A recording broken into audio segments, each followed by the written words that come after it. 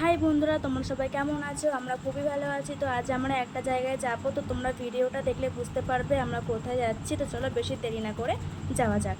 তোমরা দেখতেই পাচ্ছ আজ আমার দিদির ছেলের জন্মদিন। আর ওর অবস্থাটা দেখো, কেকটা কাটানো পর্যন্ত ওরা তরই সয়েছে না, তার আগেই খেয়ে নিচ্ছে।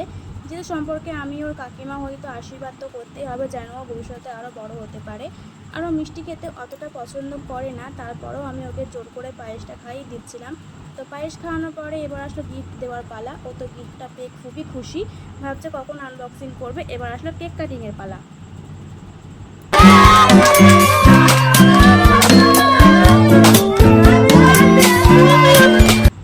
তো কেক কাটা শেষ হলে এখন ও আসলো গিফটটা আনবক্সিং করতে। ও তো খুবই এক্সাইটেড যে ওকে গিফটে আমি কি দিয়েছি।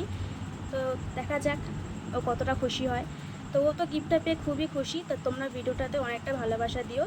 তো টাটা, বাই বাই।